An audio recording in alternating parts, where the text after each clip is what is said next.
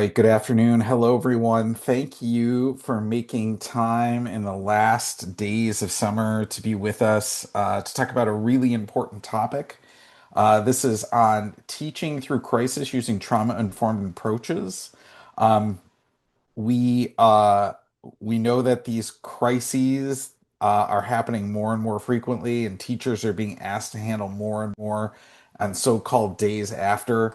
So we are really interested today in having a conversation about how to approach those days in ways that care for yourself, and then in ways that care for the people that you're entrusted to care for. A few little bit of housekeeping items here. First is we are going to ask you to sign in. So please do that in order to get your sketch credit for being here today. Um, it's just a quick form. You can use the link in the chat, or you can use the QR code on the screen. While you're doing that, your facilitators, are going to take just a little bit moment to say hello. Hello is always a good place to start. So I'm going to turn it over to John to get us kicked off with some quick introductions. Hi, everybody. My name's John Farris, and I am the social studies consultant at Wayne Risa. I can be reached at farrisj@risa.net, and that's Farris with an A.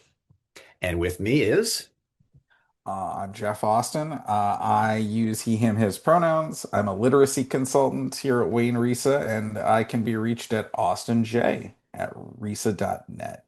And we please do reach out to us, by the way. We would love to hear from you about how you're using the tools and resources that we're going to be here to present today. And then if you have any questions about it, or you're wondering about taking the next steps with it, John and I'd be happy to come visit you, or to talk virtually about the resources and the documents that we've put together here for you to do this really, really important work. Again, this is just something we're really, really passionate about. We felt there was a gap here, and so we're trying to make sure that everybody has what they need to navigate, I think, pretty challenging social times. So as always, we're going to start with an overview and purpose, and talk to you a little bit about why we're here. And for that, I'll turn it over to John to talk about this guidance document that we spent some time and effort and a lot of thinking, a lot of revision, just a lot of time putting together to really deal with the current context of the world. So, John, take it away. Tell them about teaching through crisis, this guidance document. thanks, Jeff. In times of crisis, educators play a central role in guiding students through challenging conversations with sensitivity and resilience. Teaching Through Crisis is a comprehensive resource designed to equip educators with tools and strategies necessary to navigate complex classroom discussions, fostering a supportive and inclusive learning environment. This document addresses key themes, including the creation of enabling conditions, immediate practices for responding to crises, and methods for repairing harm and restoring relationships post-discussion. And next slide. The purpose for this guidance is multifaceted. First, it aims to empower educators to create a classroom atmosphere conducive to navigating crises, cultivating what Dr. Martin Luther King Jr. envisioned as the beloved community. Second, it provides practical insights and practices for helping teachers navigate the aftermath of events involving tragedy or injustice in real time, ensuring educators can respond with care and empathy. Finally, it delves into the vital process of repairing harm and restoring relationships after challenging discussions, promoting healing and resilience within the educational community. As we embark on this journey together, Teaching Through Crisis serves as a valuable tool for educators committed to fostering not only academic growth, but also emotional and social well-being of their students. Teaching Through Crisis guidance for educators can be downloaded at this link that I'm putting in the chat now. And next slide. And additional crisis management resources can be found at the crisis management page on the Wayne Risa website. And I'm putting that link in the chat now. All right. Building the beloved community, enabling conditions for teaching in crisis, In her invaluable book, Teaching on Days After, Educating for Equity in the Wake of Injustice from 2021, Alyssa Hadley Dunn writes, teaching on days after only works if you've been teaching for justice on days before and days during. In the wake of a crisis, we cannot expect students to suddenly feel comfortable talking about fraught topics unless we have already taken care to build a supportive classroom community, build relationships, and attend to students' social and emotional needs. The following resource from Facing History and Ourselves can help you create a classroom community that is capable of discussing and processing fraught topics in a productive, empathetic way. Facing History and Ourselves is an educational organization dedicated to engaging students in critical thinking about history, ethics, and human behavior. They offer comprehensive guidance and resources to help educators create inclusive and empathetic classroom environments while navigating challenging topics like prejudice and racism, and historical events, including tragedies like school shootings, wars, and natural disasters. It's often said the best time to plant a tree is 20 years ago. The second best time is now. Likewise, the best time to build classroom community is at the beginning of the year. The second best time is wherever you find yourself during the course of the year, whenever right now is.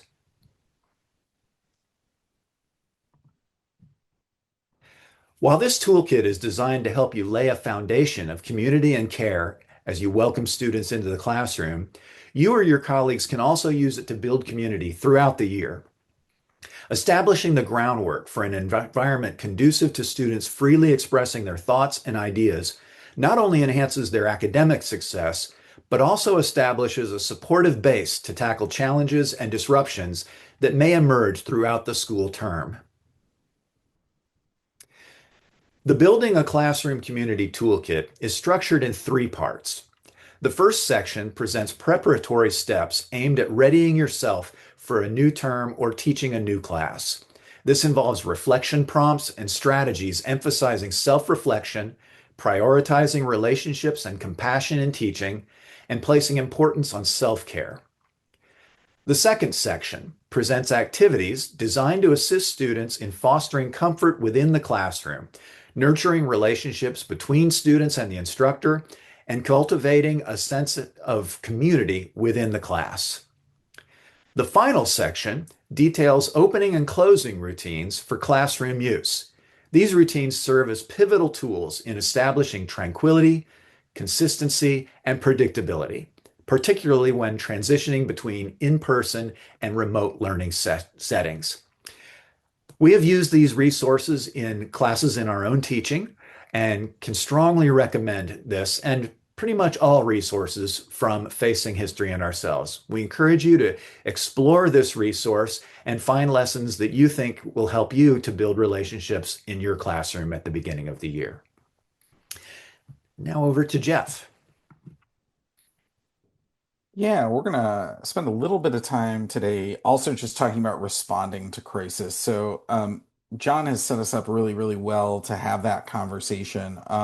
One of the things that I love that John has brought to our attention through the resources that he just spoke about was that building community is a continual and ongoing effort. I know that we put a lot of emphasis on building community this time of year, but it really is important to revisit and strengthen and grow and edify that community throughout the school year. So I know it can get hard when there's other kinds of demands happening, like curricular demands. But as John said just a few minutes ago, the stronger the community is, the more resilient students are, the more academically successful they are, because academic success does require psychological safety. The other thing that I really appreciate that John brought up and this is particularly noticeable in the facing history documents, is that idea of tranquility, comfort, and consistency. Those are things that really all human beings need, but especially young people need, especially when the world is a really fraught and dynamic and complex place, and it seems to be lots and lots of things are happening all at once. It can be hard to know. So they're on the lookout for that comfort, that tranquility, and that consistency. So this section is really about, again, navigating crisis. Something happens. We're asked to go into school the next day, and really be there for people. And I think, John and I really want to acknowledge the emotional labor that is for teachers and administrators and people that are working with children each and every day. So our first step here is really about being gentle with yourself and being gentle with the people around you because there is no perfect way to behave on the day after. We're giving you some tips and some strategies, but people are dynamic, situations are dynamic, context matters. So we know that you're going to have to adapt and adopt. I like to phrase this as it's really important sometimes to have an answer, but not the answer. And those are two really different stances. So I think we do need some strategies about how are we going to manage and how are we going to work through this. But again, I think we want to stress that there's no one right way. The other thing I want to mention here is that, and I'll talk more about this in a minute, you are not alone.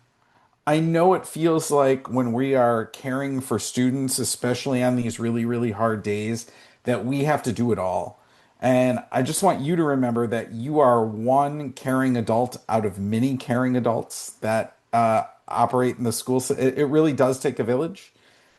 So I say that to say to not put pressure on yourself to feel like if I don't do everything exactly right, or if I don't take on all of these roles, nobody is going to take them on. You are among caring people and they can help you.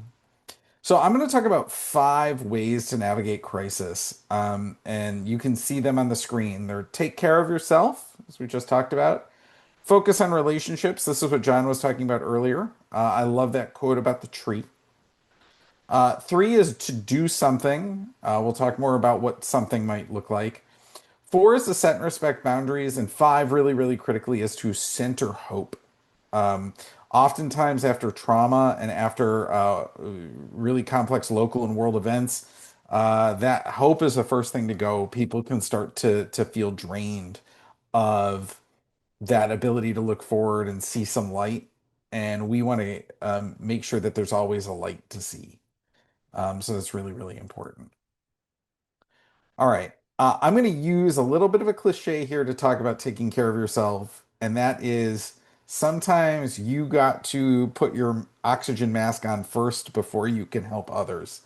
This is cliche, but it's also a forgotten step on days after where we're rushing to take care of other people out of the goodness of our heart, out of our genuine care for them, but we sometimes forget to care for ourselves. So it's very, very important that you are doing what you need to do for you at some level so that you can care and honor others. And again, I also want to stress that what John had said earlier, the time to build the structures to be able to handle these days after is a long time ago, but you got to start wherever you are. New Year's popping up here soon. It's a great time to start building and rebuilding and edifying these structures that are going to allow you to handle days after in a meaningful way. And again, I do also want to remind you because I think it's so important, and I know it comes from a good place, but we have to remember that we're not the only one and that there are other people who can share uh, in helping students and other adults through this. We don't have to be everything to everyone. So please, on the day after, make sure you are tending to yourself, putting on your oxygen mask first, and relying on those great relationships and structures that you've already built to handle crisis. Um, the next part is about doing something. This is incredibly important because there's research out there that says students feel grateful for educators who acknowledge the crisis even in the smallest ways. So it's not necessary to always, again, make a big deal of what's happening or spend the entire time talking about what's happening. In fact, that may overwhelm students. But just a small acknowledgement that you understand times are tough, you see what they're going through, you acknowledge the situation, that can be enough to make a student feel seen, valued, heard. And that's really, really important. As teachers or school leaders, you know that what's happening outside of the classroom is directly impacting what's happening inside of the classroom. There is no magical partition that we can shut to say, when I come into the building, all of that stuff is off the table. So just that small acknowledgement can really, really matter. As I mentioned, I want to talk about what doing something looks like because I think that can be easily misconstrued, and I don't want it to be. I want to be really clear about what doing something can look like, even those small things. And we took a lot of this part from a really great educator from Vermont who's written a number of really good books. Her name's Alex Vanette. She does a lot with trauma informed and trauma aware teaching. And so I just really value what Alex has brought to the table. I just want to shout her out and acknowledge her. But simple things like asking students how they are. I mean, it seems really simple, but when we're rushing around on that day, do we take that time to just go, "How are you? What do you need?" That can make a big difference. Offering a period and a space for some quiet reflection. And then supporting activities like writing or journaling that can prioritize healing. We'll talk about this later, but like over intellectualizing the crisis is a tendency of educators. Like, oh, this thing happened. I have to write a lesson about it, or I have to orient all my instruction around it. And research doesn't indicate necessarily that that's the best path, at least not immediately, on that day after and in the midst of a crisis. And as I said before, and this I think speaks to that over intellectualizing component, you do not need all the answers. Please don't put that pressure on yourself. You are healing too. You are dealing with the crisis also. So in the moment, you cannot possibly have all the answers. And I think that's a pressure we put on ourselves. It's hard for educators sometimes to say, you know what, I don't know. I don't know what the outcome's going to be. I don't know what the future is going to hold. But I do know we've built strong relationships. I do know we have a resilient classroom community. And I do know that I can do small things to acknowledge that the pain, the loss, the grief, the confusion, the complexity, and that can be enough on the day after. That can be plenty. All right. Um, I do want to spend a little bit of time because it's come up a number of times here already from John, from me. But this idea of focusing on relationships is important. Each time we focus on relationships in the classroom, it's really a deposit into an account from which we can withdraw later. And I don't mean to position that totally transactionally, but like you have to sort of build these things up, as we all know, as we've all experienced, in order to use them when the times get tough. Because when the times get tough, really relationships are sort of all we have. And so, as John said earlier, like when students come to school on the day after, and sometimes when we come to school as adults on the day after, we're not necessarily looking for all the answers about what's going to happen next. We are looking for the comfort and community. We are looking for that stability of the people that we spend the most time with to to be there for us and to feel that sense of togetherness. Tragedy has an interesting way of tearing us apart, but it also is an interesting way of maybe bringing us together a little bit, and we can lean into that. Another of my favorite authors, she wrote a book called Emergent Strategy. Her name's Adrienne Marie Brown. I love emergent strategy. Probably no book has had a greater impact on me, maybe as a person or a teacher, than emergent strategy has. She has a formulation in there that says less prep, more presence. And I think that is like a great way to talk about how to show up on the day after a crisis and the intervening days. I was talking about this earlier, but sometimes in a rush to normal, we go back into creating lessons and we do units about the tragedy, or we're reading current events, or sometimes we've got the news on. And actually, when those things are really, really raw, this can lead to more harm than good. Um, so, again, resisting the urge to over intellectualize is critical. Being there, being that stable presence along with your colleagues, and opening those spaces for reflection and healing and that opportunity to connect, that's the critical part. So, less prep, more presence. I love that formulation. And then another person I want to shout out is someone named Deb Wolter. She wrote a book called Restorative Literacies. It's a beautiful little book, and even if you are not an English teacher, don't get, turned off by the title Restorative Literacies. It's a really, really beautiful book about how to build that beloved community and how to really center student voices and bring in the community. It's a really, really rich book, and I can't recommend it highly enough. But students are going to come to us in a variety of emotional states. They are going to come to us angry sometimes, or sad, or right? And so just being there to center the emotional needs of students without judgment is really important to helping people heal and getting them to a space where it's possible to heal. So we're going to normalize that it's okay not to be okay. We're going to say you can come here with your feelings. You are a whole person. You can show up at the front door how you are. We will welcome you into the beloved community, and you can be who you're going to be here. And that is, I think, going to ultimately lead us to a space where we can heal and hopefully eventually be okay. This is important too. I know we've talked a lot about this need to lean into the relationships, this need to be together, this need to create stability. I do want to say that it's okay and really important in these times of crisis to set those boundaries. Again, put your oxygen mask on. If you feel yourself getting overwhelmed, please take that time away. Like we need you for the long run.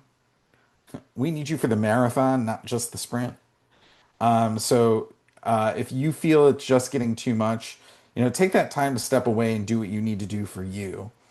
I think some things that could benefit all of us in these days after, and I was just mentioning this on the last slide, but limiting screen time access is really, really important. I know like there's some people who thrive on the information that's at our fingertips. They want that immediate information from the news, so they have it on and it's there. I think this is the doom scrolling angle that's kind of present in society. It might be important to eliminate those things from the space. The news can be raw, it can be unfiltered. Sometimes, if there's an immediate aftermath of a tragedy, the information isn't correct. And so there's mis and disinformation that can be out there. We just want to protect from all of that. So it can be good to put the distractions aside. It might be good anyway, but I think, especially on those days after, it's incredibly important.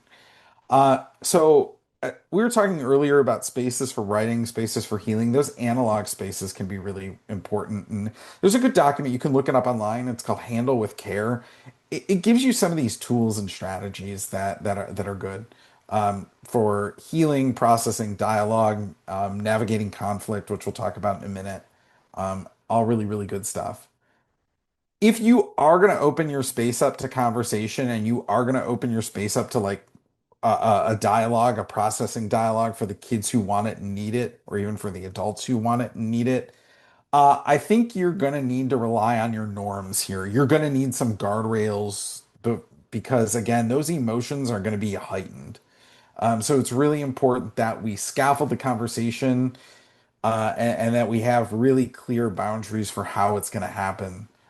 So you can do talk stems, you could do guided questions. You can do things like limiting talk time because people can get fired up.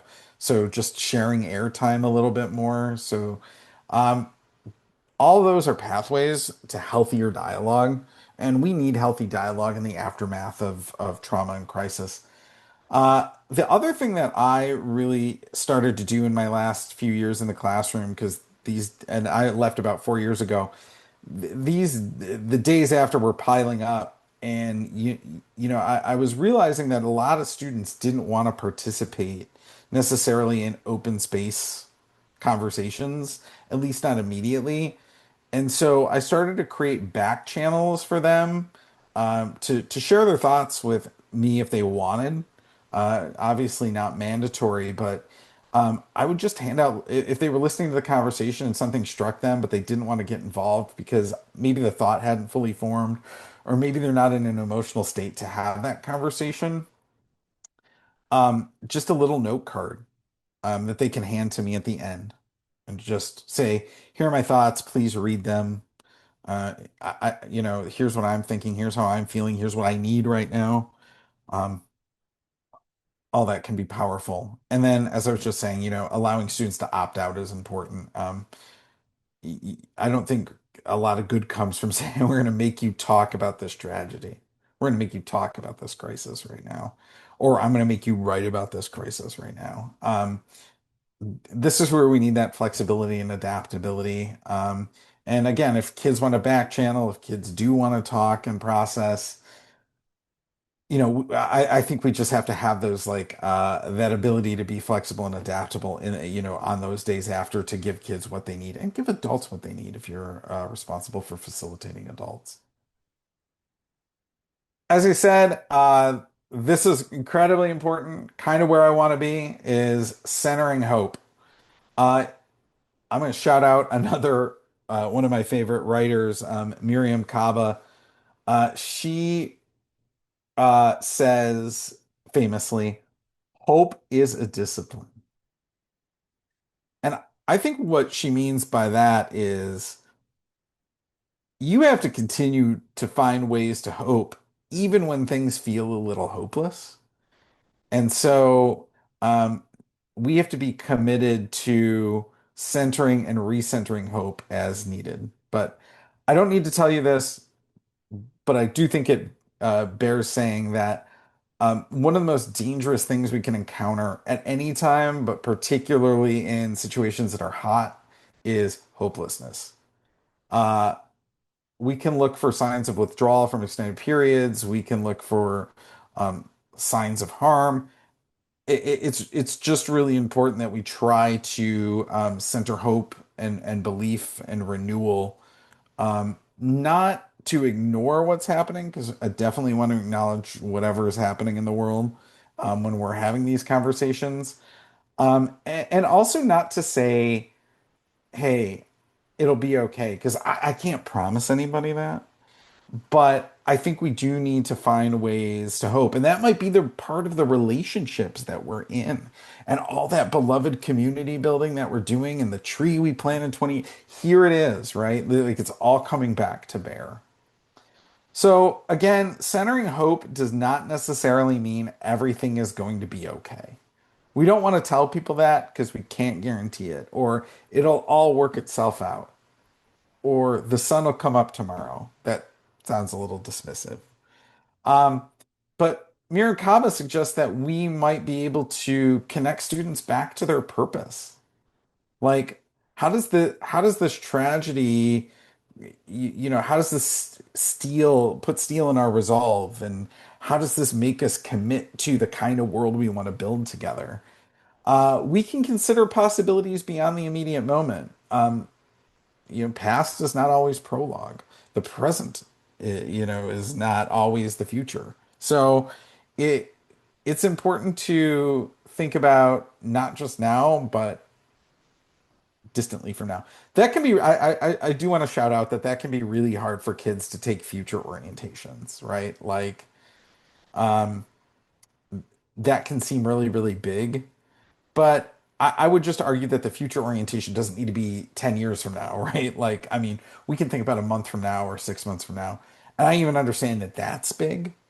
But if we can get them focused on a slightly more distant horizon, I think that can be a winning strategy for us to center hope.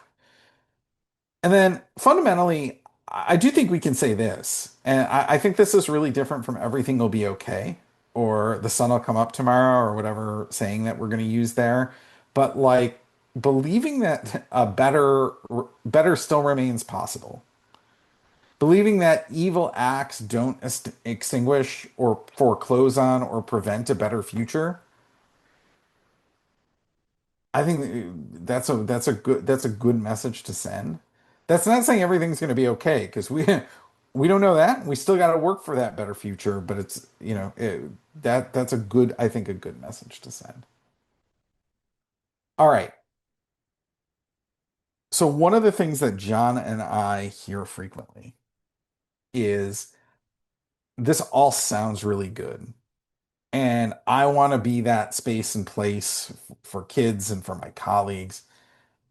But what happens when we open it up, we're having a dialogue, or somebody comes in really emotionally and they lose their temper? They say something that they shouldn't say. What do we do about that? Um, and that's a real concern. Like, you don't want that in your classroom or your school space. And you probably have enough to deal with on a day after that. You don't want to deal with that too, right? So we want to be really honest and forthright that like this is valid, but we also wanted to just present some strategies for if this does happen, what do you do about it? Um, we want to honor that viewpoints are going to vary. Emotions are going to vary. Conflict is a natural part of living in a multicultural, multilingual, multiracial, multimodal democratic society. We're not going to escape the conflict. Our role as teachers and adults is to be sure that the conflict remains generative and principled and it doesn't turn into really, really harmful conflict. So, differences of opinion, difference of views, differences of feeling, that's okay. We can live with that. But when it gets really, really harmful, that's when we need to step in and stop it. I also do want to say, and I say this again in the future, but like, we're not talking here about like somebody gets physically harmful or there's violence that like that's a that requires a whole other level of intervention that we're not talking about here. We're talking about things that can be handled within the classroom or that can happen within the classroom. We're not talking about the bigger stuff that requires that greater intervention. Though that might happen too. And uh, hopefully your school has policies and procedures to deal with that. But sometimes John and I get asked like, "Hey, so how do I know that the conflict's generative and not harmful? Like, what does it sound like? What does it feel like if there's differences of opinion and feeling and principles and values and beliefs? What does that sound like versus the harm?" And I like this little short list here of things that we can use to understand if the conflict's generative or not. One, I'm stating my opinion, but I'm making space for others. And I realize that even though people might have a differences of opinion from me or a different belief or a different stance, they're still humans too, and they're worthy of my respect. So if we're honoring one another's humanity, even in disagreement, that's generative. If we have ways, structures, systems, protocols, about how to resolve conflict and reduce harm that involve mutual understandings and mutual respect, we're in good shape. That's part of the work I think we need to do at the beginning of the year. Like, that's a good place to lean into the facing history. It's a good place if you have restorative practice at your school, lean into that in a proactive way. We do not need to demonize each other for having different beliefs. People can disagree, and that's okay. When we start to demonize or villainize other people, that's when it really transforms from generative to harmful. And I really like this quote that every tool can't be a weapon. So there's conflict, and people either try to quickly shut it down, or harm happens, and immediately everybody gets thrown out. Again, I'm not talking about the bigger kinds of harm that require that intervention. I'm talking about like things that are happening. People lose their temper. People get mad. People might say something that is not appropriate. We can't just throw people out of our community. Uh, we have to figure out ways to navigate harm within the community because we just can't toss people out. Like, they're going to have to, and even if we do toss them out, we know that they're going to come back. So what does that look like?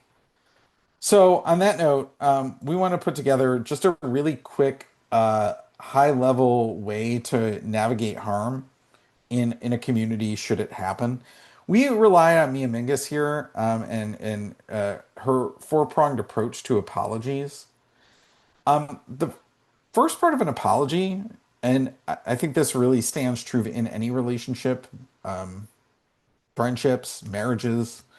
But the first step, if you do something wrong, is really self-reflection. One of the things that we have to help kids do is take accountability for their actions. That's not about shame. It's about like owning what you've done and the choices that you've made and understanding how they're harmful.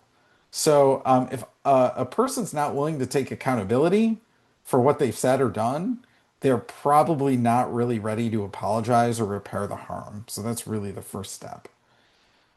If they are willing to take accountability, we can move on to the apology, where they give a genuine apology to people that they've harmed. And I think that it needs to understand that there may need to be multiple apologies and that there's no one correct way to apologize. But if you have young children, sometimes if they know they've done something wrong, like they'll come up to you and just say, "I'm sorry," because they want the iPad back or they want to like be able to do whatever they were doing. We have to move beyond platitudes, right? It's not like, "Oh, I'm sorry."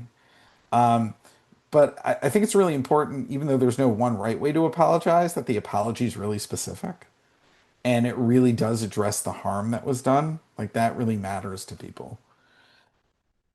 Once we've apologized and that's been approached, we can start to repair.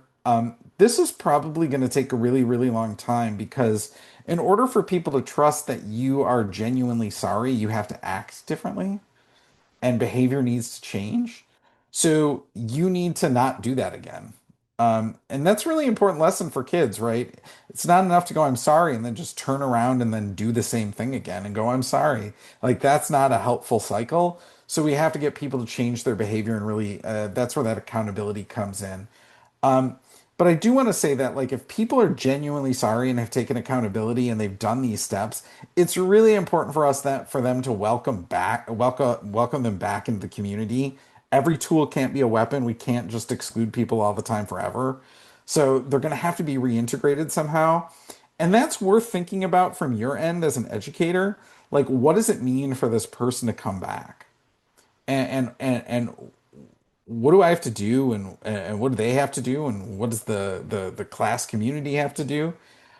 We've got to rely on those relationships again. So if somebody says the wrong thing or they lose their temper, they don't get away with it because we have to have consequences for that. But we also need to find ways to reintegrate them into the classroom.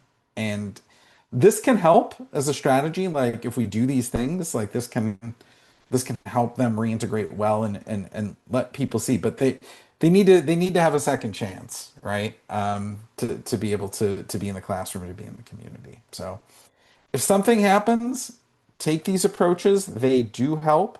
I've used them myself with actual teenagers, where we've had harmed, and again, especially in days after. Uh, these do work, especially if you're using like the restorative approaches proactively. I know they get used reactively. Something happens, we have a circle. But if you're leaning into those practices proactively and you're doing the things in the facing history book guides, and you're building that beloved community really, really well from the outset, it's a it, those it can yield better results when you do have to use it reactively. So that is about how we repair harm and restore relationships. So John's going to do a little bit of walking us through some resources that exist. We've already given you a few, but we want to give you a couple more before you leave. Great. Thanks a lot, Jeff. Really appreciate all the explaining and description and contextualization of the kind of concepts that we're talking about here today. I want to share a few resources. First off, some resources for teaching in the wake of crisis. We have, in addition to the resource that we've already shared from Facing History and Ourselves, we have several more from them. And the guide also provides links to mini lessons and tips from two more trusted organizations, Common Sense Media and Learning for Justice. These we have several here that are mini lessons and some that are just guidance for how to teach on days after. First up, we have Teaching in the Wake of Violence. This is an excellent guide from Facing History and Ourselves about how to have conversations with students after the news of a mass shooting, a terrorist attack, or other violent event. We also have from Common Sense Media, Talking with Students about Shocking or Disturbing News. The next, and that's another guide. Then we have an exercise or an activity, Head, Heart, Conscience from Facing History and Ourselves. By the way, the Facing History and Ourselves site has an excellent collection of teaching strategies, everything from turn and talk to see, think, wonder, to exercises like this that help you build community, that help you engage students, that help you create anticipation sets, that let you analyze documents, that let you talk about readings and so forth. Lots of great structured activities so that you're not just saying, what did you think? In this strategy, Head, Heart, Conscience, this is really useful for an initial conversation of complex and emotional current events, and it helps students clarify their relationship to and their perspective on the event. Another Learning for Justice research is When Bad Things Are Happening. This is going to help you listen, protect, model, and take care of yourself during this crisis. And then lastly, another group of ideas and tools, sort of a guide from Facing History and Ourselves, titled Fostering Civil Discourse. How do we talk about issues that matter? This is really important, I would say, especially Jeff is an English teacher. I'm a social studies teacher. This is especially important in classrooms like that. I know in social studies, we talk about really difficult topics, and it can be hard for students to relate to each other. Tempers can run high. You want to be able to have civil discourse. Likewise, in social studies, I'm sorry, in English language arts, let's say you're reading Lord of the Flies and you're talking about a story, but it really is very immediate to students in the kind of issues that it tackles. These are personal issues. So, as Jeff said, we don't want to over intellectualize problems. Likewise, we don't want to over intellectualize the histories and the readings that we're doing because students take those very seriously. In particular, I read an article once about a teacher who was teaching Lord of the Flies, and in the scene where the character Piggy is killed, one of her students got up from her desk and ran out of the room in tears. And the teacher realized she had been sort of intellectualizing this story and lost track of the fact that the reason why this story is so powerful is that we relate to it so strongly. So we have to take care of our students, even when we're talking about traumatic events that never happened. Next page. Now let's look at a few resources for your own continued learning. We have resources from Facing History and Ourselves, Common Sense Media again, and Learning for Justice once again, and also Edutopia, which is a great resource. I recommend you subscribe to their newsletter and you'll get teaching tips in your email box every week. The first is a Learning for Justice guide called Handle with Care, Supporting Young People During Crises. And then another from Learning for Justice is an excellent guide called Let's Talk, Facilitating Critical Conversations with Students. That's one that I've used in my own teaching and also in my work with teachers as a coach and as a consultant. Excellent tips there on how to discuss fraud issues with students. There's a repeat of Fostering Civil Discourse. How do we talk about issues that matter? Edutopia shares 12 ways to help students identify their feelings. Very often, what is hard for students is they're not quite sure, what am I feeling right now? It's all I know is that I'm confused and I don't like it. And then the toolbox for care. This is a strategy for thinking about the tools that students have in their own toolboxes. How can they take care of themselves? They have resilience that maybe they're not even aware of. And next slide. We have some tips for approaching news and images. Um, as Jeff said, we don't want to just leave the news on all the time. We don't want to just dive into the material all the time.